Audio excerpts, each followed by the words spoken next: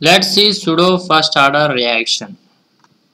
In a chemical reaction between two substances, when one of the reactant is in large excess, that can be considered as constant.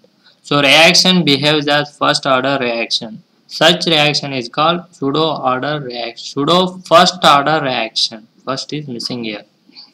In a chemical reaction between two substances, when you take one of the reactant in large excess, that can be considered as a constant.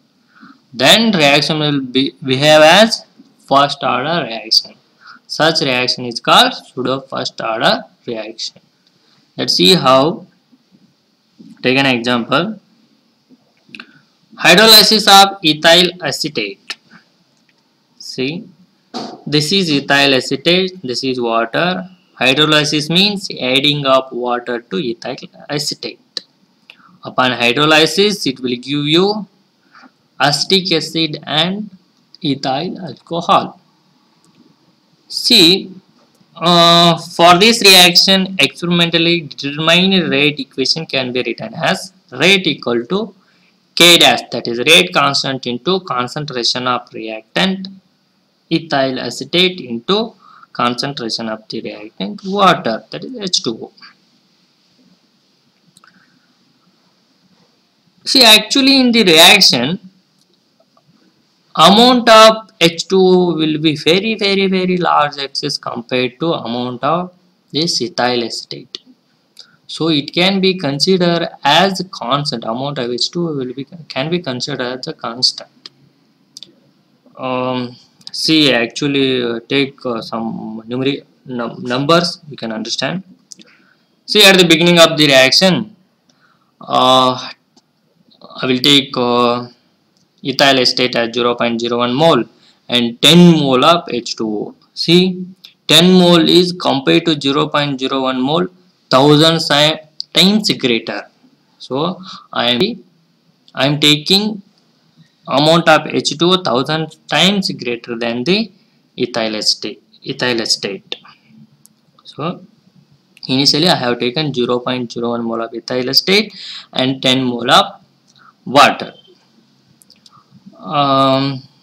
After some time reaction goes and this all CS3CO COOH2 will be consumed, so 0 mole of amount is remained.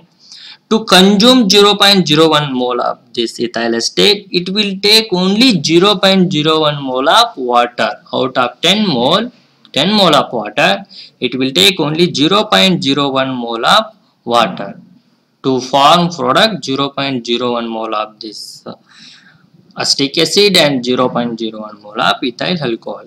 So to form these two product, this reactant consumed only 0.01 mole of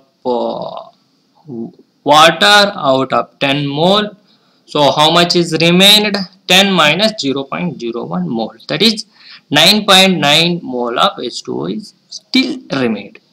See, even though after completion of reaction, see, almost same amount of water is remained. See, 10 and 9.9 is almost constant. So constant, almost that water is only remained. See, for example, this is ocean. If you take a liter of water from this, it will not make any difference in the amount of water of this ocean.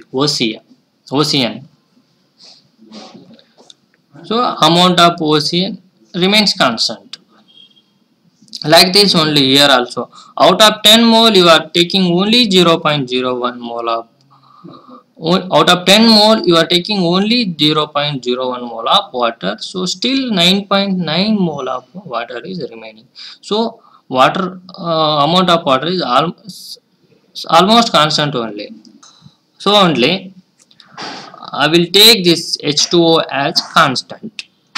This constant and this constant again give you the constant. One more constant. I will call that as K. See, where K equal to K dash into H2. H2 is constant. This constant into constant is one more constant, that is k. See, now rate equation becomes k into concentration of ethyl acetate. Its order is 1. So it is order is 1. So it is first order reaction. See in this, in a reaction between when one of the reactant is taken in large excess, that can be considered as a constant. Here large excess we took water, so it can be considered as constant. So reaction behaves as first order reaction. So now reaction is behaving as first order reaction. Actually initially it was second order.